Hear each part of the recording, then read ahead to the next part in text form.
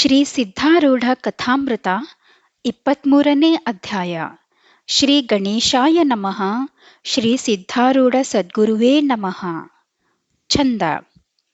ಸಿದ್ಧ ಮಹಿಮೆಯ ಶ್ರವಣ ಮಾತ್ರದಿ ಸರ್ವದಾನಾಂ ಧನ್ಯನು, ಶುದ್ಧ ಚರಣದ ಪೂಜೆ ಮಾಡುತ್ತ ಪಾಪದಿಂದಲೇ ಮುಕ್ತನು. ಭೇದ ಬುದ್ಧಿಯ ಬ್ರಾಹ್ಮಣರ ಪಂಕ್ತಿಯುಳು ಸುಖದಿ ಉಣ್ಣುತ್ತಾ, ಛೇದಿಸಿದಿ ಅಭಿಮಾನವನು ಭಕ್ತರ ಕೃಪಾಳುವೆ ಸಲಹುತ್ತಾ. ಹೇ ದಯಾಘನನಾದ ಸದ್ಗುರು ಸಿದ್ಧಾರೂಢನೇ, ನಿನ್ನ ಚರಣಗಳಿಗೆ ಬಹುದೀನ ಭಾವದಿಂದ ನಮಸ್ಕರಿಸುತ್ತೇನೆ. ಈ ಚರಣಗಳು ಮುಮುಕ್ಷು ಜನರಿಗೆ ಭವಾರ್ಣವವನ್ನು ದಾಟಲಿಕ್ಕೆ ನೌಕಾರೂಪವಾಗಿರುತ್ತವೆ.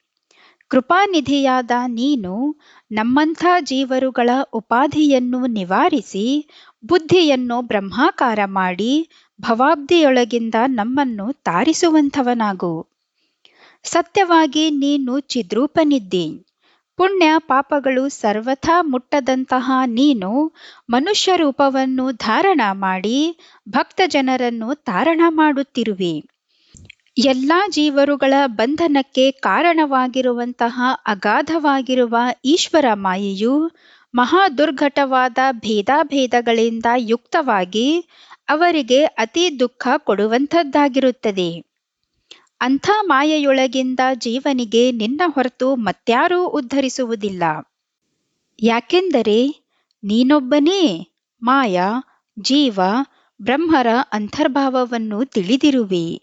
ಶಾಸ್ತ್ರದಲ್ಲಿ ಅನೇಕ ವಿಷಯಗಳು ಹೇಳಿರುತ್ತವೆ. ಅವು ಶಬ್ದ ಮಾತ್ರವಿದ್ದು ಅವುಗಳ ಸೂಕ್ಷ್ಮ ಅರ್ಥವು ತಿಳಿಯದು.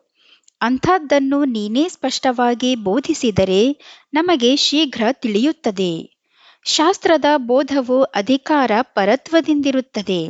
ನಮ್ಮಂಥ ಅಜ್ಞಾನಿಗಳಿಗೆ ಅದು ಒಂದಕ್ಕೊಂದು ವಿರುದ್ಧವಾಗಿ ತೋರುತ್ತದೆ ಎಂಬುವುದರಿಂದ ಗುರುಮುಖದಿಂದಲೇ ಶಾಸ್ತ್ರ ಶ್ರವಣ ಮಾಡತಕ್ಕದ್ದಾಗಿರುತ್ತದೆ. ಸದ್ಗುರುವಾದರೂ ಶ್ರೋತೃವಿನ ಅಧಿಕಾರವನ್ನು ತಿಳಿದು ಆತನಿಗೆ ಯೋಗ್ಯವಾದ ಕರ್ಮ ಉಪಾಸನ ಅಥವಾ ಜ್ಞಾನಬೋಧವನ್ನು ಮಾಡುತ್ತಾನೆ. ಅಂಥ ಬೋಧವನ್ನು ದೃಢವಾಗಿ ಹೃದಯದಲ್ಲಿ ಧರಿಸತಕ್ಕದ್ದು. ತನ್ನ ಅಧಿಕಾರವು ತನಗೆ ತಿಳಿಯಲಾಗದು. ಆದ್ದರಿಂದ ಗುರುಪದೇಶವನ್ನು ಸದ್ಭಾವದಿಂದ ಆಚರಿಸತಕ್ಕದ್ದು.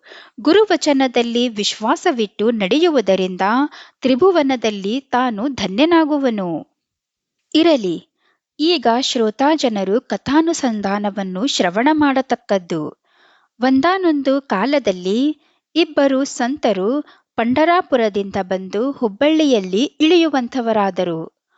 ಇವರು ದಕ್ಷಿಣ ಕನ್ನಡ ಪ್ರಾಂತದಿಂದ ಪಂಢರಾಪುರಕ್ಕೆ ಯಾತ್ರೆಗೆ ಹೋಗಿ ಅಲ್ಲಿ ಆಷಾಢ ಏಕಾದಶಿ ಉತ್ಸವವನ್ನು ನೋಡಿಕೊಂಡು ತಿರುಗಿ ತಮ್ಮ ದೇಶಕ್ಕೆ ಹೋಗುವಾಗ ಇಲ್ಲಿ ಇಳಿದರು.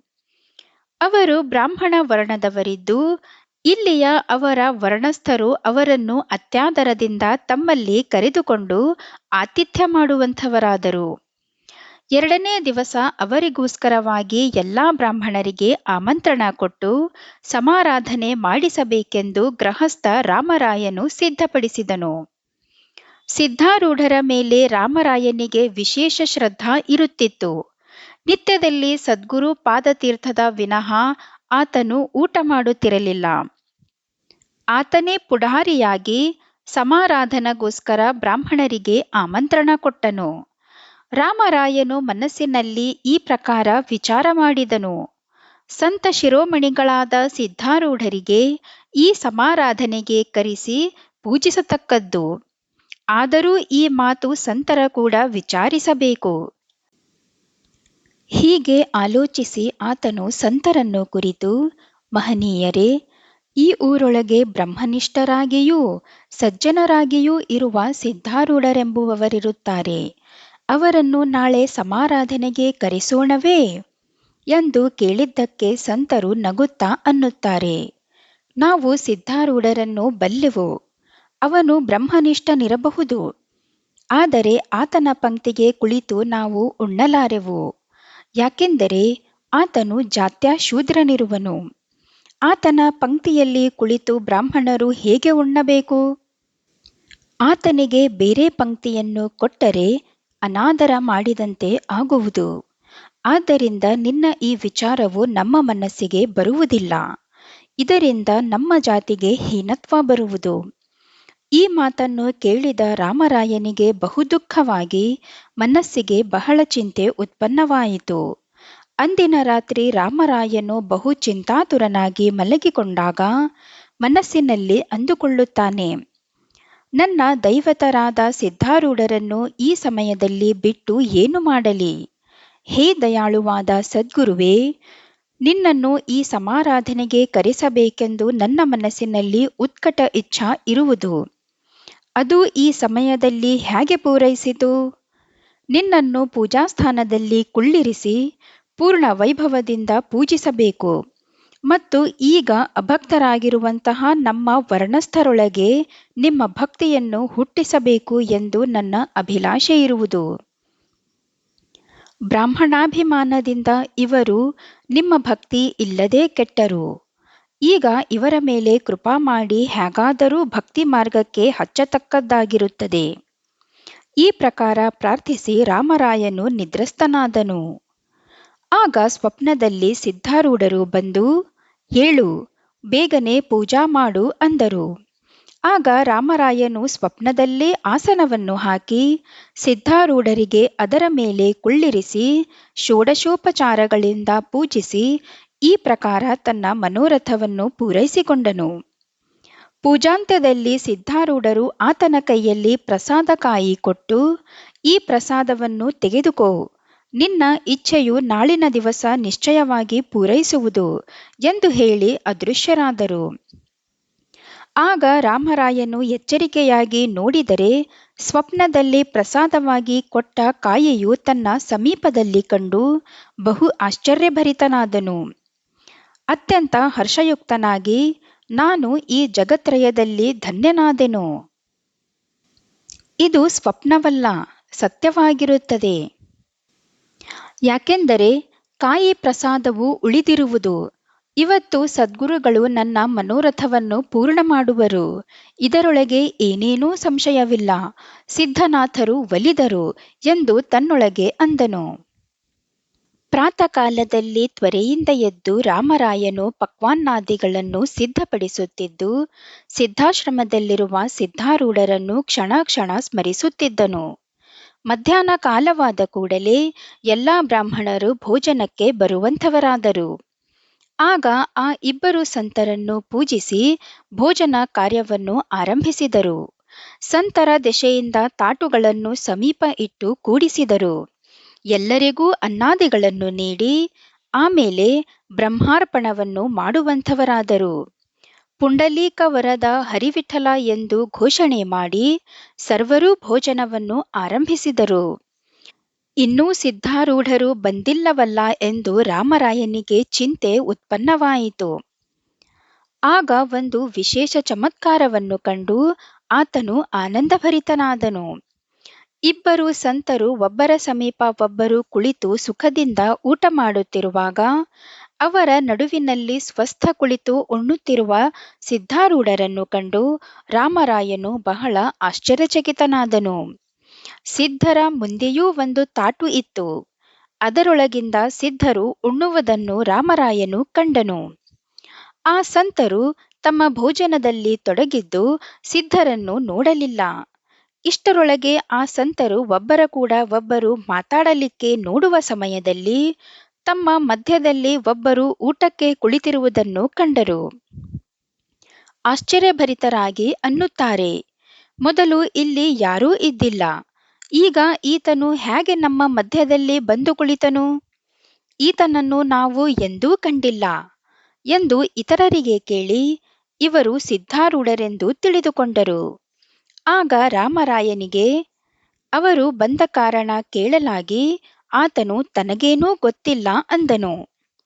ಸಿದ್ಧರಾದರೂ ಶಾಂತಚಿತ್ತದಿಂದ ಕುಳಿತುಕೊಂಡು ಉಣ್ಣುತ್ತಿದ್ದರು. ರಾಮರಾಯನಿಗೆ ಅತ್ಯಂತ ಆನಂದವಾಯಿತು. ಆಗ ಸಂತರು ವಿಚಾರ ಹುಟ್ಟಿದವರಾಗಿ, ನಾವು ಬುದ್ಧಿಮಂದರಾಗಿ ಸದ್ಗುರು ಮಹಿಮೆಯನ್ನು ತಿಳಿಯದೇ ಹೋದೆವು. ಇವರು ಸಾಕ್ಷಾತ್ ಈಶ್ವರರಿದ್ದಾರೆಂಬುದರಲ್ಲಿ ಏನೇನೂ ಸಂಶಯವಿಲ್ಲ. ನಾವು ಸಿದ್ಧರ ಪಂಕ್ತಿಗೆ ಕುಳಿತು ಊಟ ಮಾಡಿ ಧನ್ಯರಾದೆವು ಎಂದು ಆ ಸಂತರು ತಮ್ಮೊಳಗೆ ಅನ್ನುತ್ತಿದ್ದರು.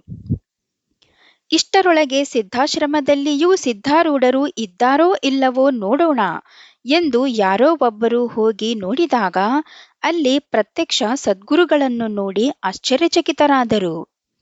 ಇತ್ತ ಸಂತರಿಗೆ ಚಮತ್ಕಾರವನ್ನು ತೋರಿಸಿ ಸಿದ್ಧಾರೂಢರು ಅಂತರ್ಧಾನ ಹೊಂದಿದರು. ಆಗ ಅವರು ಎಲ್ಲಾ ಬ್ರಾಹ್ಮಣರನ್ನು ಕುರಿತು ಅನ್ನುತ್ತಾರೆ, ಈ ಸಿದ್ಧಾರೂಢರು ಇಲ್ಲಿ ಬಂದು ಊಟಕ್ಕೆ ಕುಳಿತಿದ್ದನ್ನು ನೀವು ಎಲ್ಲರೂ ನೋಡಿರುತ್ತೀರಿ. ರಾಮರಾಯನು ಧನ್ಯನು, ಆತನ ಭಕ್ತಿಗೆ ಅವರು ಮೆಚ್ಚಿದರು. ಆತನಿಂದ ನಮಗಾದರೂ ಸಿದ್ಧರ ಚರಣಗಳು ಲಭಿಸಿದವು, ಆದರೆ ನಾವು ಅವರ ಪೂಜಾ ಮಾಡಲಿಲ್ಲ. ಆದ್ದರಿಂದ ಇಲ್ಲೇ ಕರೆಸಿಕೊಂಡು ಅವರ ಚರಣಧೂಳಿಯನ್ನು ಕಪಾಳಕ್ಕೆ ಹಚ್ಚಿಕೊಂಡು ನಾವು ಧನ್ಯರಾಗುವೆವು. ಆಗ ರಾಮರಾಯನು ಸಿದ್ಧಾರೂಢರನ್ನು ಕರೆದುಕೊಂಡು ಬರಲಿಕ್ಕೆ ಸಿದ್ಧಾಶ್ರಮಕ್ಕೆ ಹೋದನು. ಸದ್ಗುರುಗಳಿಗೆ ಭೆಟ್ಟಿಯಾಗಿ, ಮಹಾರಾಜರೇ, ನೀವು ಪ್ರತ್ಯಕ್ಷ ಈಶ್ವರೀ ಅವತಾರ ಇದ್ದೀರಿ, ಹೀಗಂದು ಸ್ವಾಮಿಯವರಿಗೆ ಎಲ್ಲಾ ವೃತ್ತಾಂತವನ್ನು ನಿವೇದಿಸಿದನು. ಇದನ್ನು ಕೇಳಿ ಮಹಾತ್ಮರು ನಗುತ್ತಾ ಅನ್ನುತ್ತಾರೆ, ರಾಮರಾಯನೇ, ನಿನ್ನ ಶುದ್ಧಭಾವವೇ ಸದ್ಗುರು ರೂಪವಾಗಿ ಎಲ್ಲರಿಗೂ ಪ್ರತ್ಯಕ್ಷವಾಯಿತು.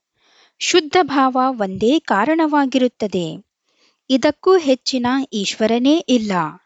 ಶ್ರೋತಾ ಜನರು ಈ ಸತ್ಯ ವಿಚಾರವನ್ನು ತಿಳಿದುಕೊಂಡು ಅಂತರ್ಯದೊಳಗೆ ವಿವರಿಸತಕ್ಕದ್ದು. ಇರಲಿ, ರಾಮರಾಯನು ಸಿದ್ಧಾರೂಢರಿಗೆ ಪ್ರಾರ್ಥಿಸಿ ಪೂಜೆಗೋಸ್ಕರ ಮನೆಗೆ ಕರೆದುಕೊಂಡು ಹೋದನು. ಸಂತರು ಮತ್ತು ಇತರ ಬ್ರಾಹ್ಮಣರು ಸದ್ಗುರುಗಳ ದರ್ಶನ ಮಾತ್ರದಿಂದ ಬಹಳ ಪ್ರೇಮಯುಕ್ತರಾಗಿ ಷೋಡಶೋಪಚಾರಗಳಿಂದ ಪೂಜಿಸುವಂಥವರಾದರು. ಈ ಕಥೆಯ ಲಕ್ಷ್ಯಾರ್ಥವನ್ನು ಶ್ರವಣ ಮಾಡುವಂಥವರಾಗಿರಿ. ಸದ್ಗುರುನಾಥನೇ ಪ್ರತ್ಯಗಾತ್ಮನು. ಆತನ ಭಕ್ತನಾದ ರಾಮರಾಯನೆಂಬ ಜೀವನು ನಿತ್ಯ ಆನಂದವೆಂಬ ತೀರ್ಥವನ್ನು ಸೇವಿಸುತ್ತಿದ್ದು, ಜ್ಞಾನೇಂದ್ರಿಯ ಮತ್ತು ಕರ್ಮೇಂದ್ರಿಯ ಇವುಗಳ ಅಭಿಮಾನಿಗಳೇ ಇಬ್ಬರು ಸಂತರು. ವಿಷಯ ವೃತ್ತಿಗಳೇ ಇತರ ಬ್ರಾಹ್ಮಣರು. ವಿಷಯ ಸೇವನೆಯೆಂಬ ಭೋಜನಕ್ಕೆ ಆಮಂತ್ರಿಸಲ್ಪಟ್ಟಿದ್ದರು. ಜೀವನು ಇಂದ್ರಿಯಾಭಿಮಾನಿಗಳಿಗನ್ನುತ್ತಾನೆ, ಈ ನಮ್ಮ ಸಮಾರಾಧನೆಗೆ ಪ್ರತ್ಯಗಾತ್ಮನನ್ನು ಕರೆಸಬೇಕು. ಅದಕ್ಕೆ ಅವರು ಅಂದರು, ಆತನು ನಮಗೆ ವಿಜಾತಿಯವನು ಇರುತ್ತಾನೆ, ಅವನ ಸಂಗದಿಂದ ನಾವು ಭ್ರಷ್ಟರಾಗುವೆವು.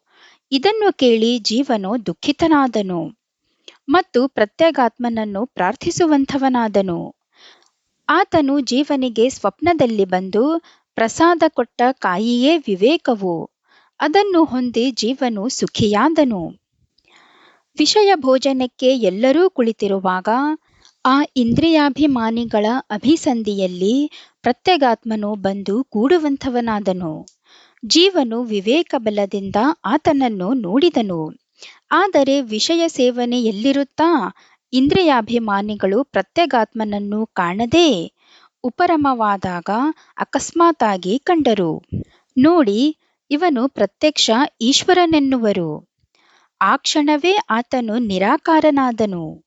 ಅನಂತರ ವಿವೇಕಯುಕ್ತನಾದ ಜೀವನನ್ನು ಆತ್ಮನ ಕಡೆಗೆ ಆತನನ್ನು ಕರೆದು ತರಲಿಕ್ಕೆ ಕಳುಹಿಸುತ್ತಾರೆ.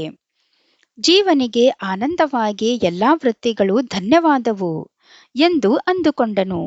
ಯಾಕೆಂದರೆ ಸದ್ಗುರು ಕೃಪೆಯಿಂದ ಎಲ್ಲರೂ ಭಕ್ತಿ ಮಾರ್ಗಕ್ಕೆ ಹತ್ತಿದರು. ಆತ್ಮನನ್ನು ಕರೆತಂದು ಪೂಜಿಸಿದರು. ಆನಂದ ಪ್ರಸಾದ ಎಲ್ಲರೂ ತೆಗೆದುಕೊಂಡರು ಮತ್ತು ಜೀವನು ತಾನು ಧನ್ಯನಾದನೆಂದು ತಿಳಿದುಕೊಂಡು ಆನಂದಪಟ್ಟನು. ಇಂಥ ಲಕ್ಷ್ಯಾರ್ಥವನ್ನು ಮನಸ್ಸಿನಲ್ಲಿ ವಿವರಿಸಿಕೊಂಡು ಶ್ರೋತಾ ಜನರು ಆನಂದ ಪ್ರಸಾದವನ್ನು ತೆಗೆದುಕೊಳ್ಳತಕ್ಕದ್ದು. ಆಗ ಪ್ರತ್ಯಗಾತ್ಮನ ಪ್ರಸಾದದಿಂದ ಎಲ್ಲಾ ವೃತ್ತಿಗಳು ನಿರ್ಮಲವಾಗುವವು ಎಂಬಲ್ಲಿಗೆ ಶ್ರೀ ಸಿದ್ಧಾರೂಢರ ಕಥಾಮೃತದೊಳ್ ಶ್ರವಣ ಮಾತ್ರದಿಂದ ಸರ್ವ ಪಾಪಗಳನ್ನು ಭಸ್ಮ ಮಾಡುವಂತಹ ಅತಿ ಮಧುರವಾದ ಈ 23ನೇ ಅಧ್ಯಾಯವನ್ನು ಶಿವದಾಸನು ಶ್ರೀ ಸಿದ್ಧಾರೂಢ ಸದ್ಗುರುಗಳ ಚರಣವಿಂದಗಳಲ್ಲಿ ಅರ್ಪಿಸಿರುವನು. ಇಲ್ಲಿಗೆ 23ನೇ ಅಧ್ಯಾಯ ಮುಕ್ತಾಯವಾಯಿತು. ಶ್ರೀ ಜಗದ್ಗುರು ಸಿದ್ಧಾರೂಢ ಸ್ವಾಮಿ ಮಹಾರಾಜ್ ಕಿ ಜೈ. ಶ್ರೀ ಸಿದ್ಧಾರೂಢರ ಕಥಾಮೃತವು ನಿಮಗೆ ಇಷ್ಟವಾದಲ್ಲಿ ಲೈಕ್, ಶೇರ್ ಮತ್ತು ಸಬ್ಸ್ಕ್ರೈಬ್ ಮಾಡಿ. ನಿಮ್ಮ ಅನಿಸಿಕೆಗಳನ್ನು ನಮಗೆ ಕಮೆಂಟ್ ಮೂಲಕ ತಿಳಿಸಿ. ಧನ್ಯವಾದಗಳು.